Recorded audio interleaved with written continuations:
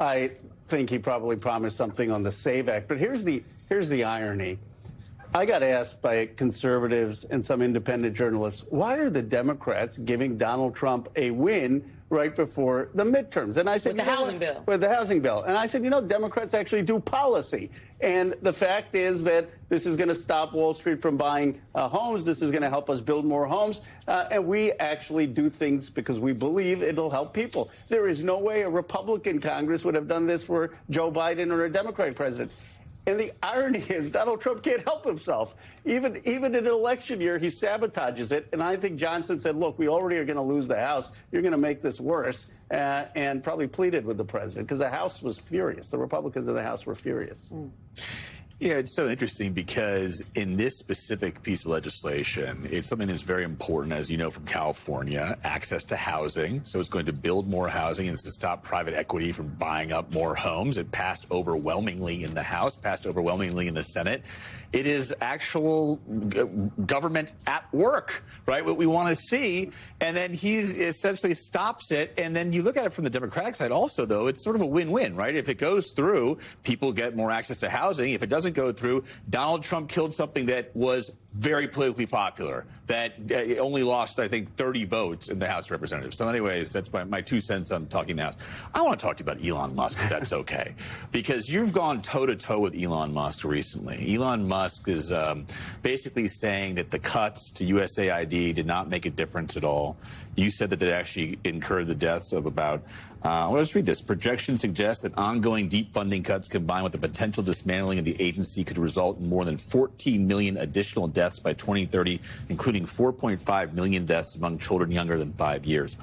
I bring this up because you challenged Elon Musk to a debate.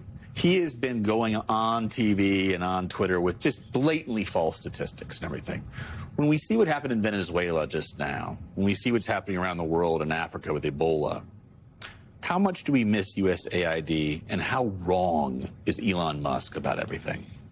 He's totally wrong, but he doesn't want to debate. He's threatening to sue me, and he's threatening to put me in jail as a private citizen. I mean, this is the intimidation of someone who's a trillionaire. And all I did is cite academic studies. An academic study, the Lancet study, that said that those USAID cuts could lead potentially to the deaths of 4.5 million children and 15 million adults. That's not me. That's the Lancet study. I cited a Harvard study by Atul Gawande, who said that thousands have already died. And as you pointed out, the Ebola monitoring of USAID, I mean, that was in the Republic of Congo, and it was cut. And now we have Ebola cases. And instead of coming forward, Musk is lashing out. Why? These studies have been out there for a year, but I said that the Oversight Committee is going to subpoena once we win back the House, and that's what set him off.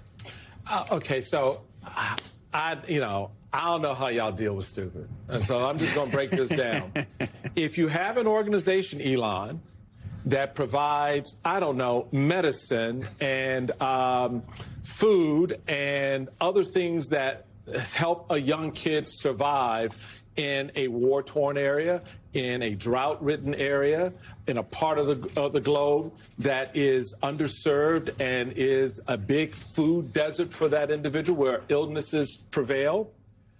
And let's say a president asks a private citizen to come in and take a hatchet to that program, kill that program no longer exists.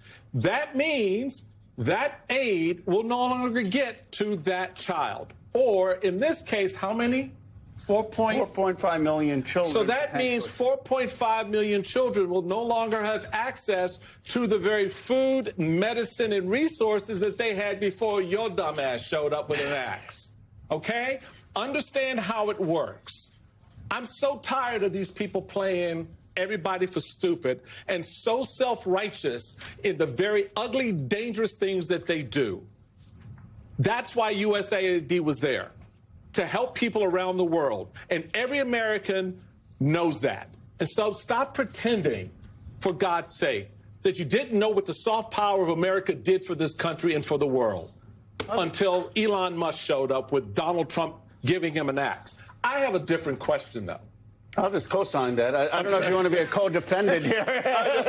Look, it's just mind-boggling to me. You're not saying anything that isn't. It's in the public sphere. It's not observably true. Yes. If I give you medicine and she puts me in jail and I'm no longer able to give you medicine, guess what happens? You get sick. Well, he's saying the whole thing was fraud, which is just absurd. It's absurd. It's absurd. I want to talk about lawmakers expecting to press billionaire Leon Black about his Epstein file ties. Leon, is a quote from NBC.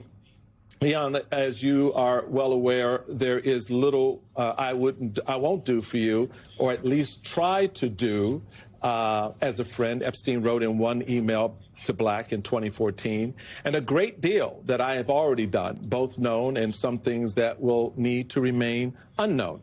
Now, Black has denied any wrongdoing or knowledge of Epstein's actions, but when you end something by saying, I've already done both known and some things that will need to remain unknown, I don't know.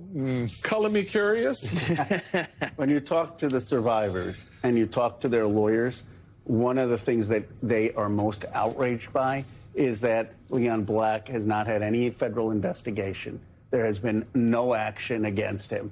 And they say Les Wexner and Leon Black, there is so much circumstantial evidence. They talk about their testimony. They've talked to the Justice Department. Why aren't we doing anything? And there's no investigation. So fine, we'll do it on oversight, but there should be a DOJ investigation. Right. When they're throwing people in jail for the reflecting pool and doing that. And here are the allegations of sexual abuse and sexual trafficking. It is just a travesty, and it highlights this two tiers of justice, that if you're walking around in the reflecting pool and you don't know people in power, well, the Park Service could arrest you. But if you're rich and powerful, then even if you have credible accusations for decades from women, that you get to skate. And that's why I came up with this idea of this Epstein class. It gets to the anger people have of two tiers of justice and two Americas.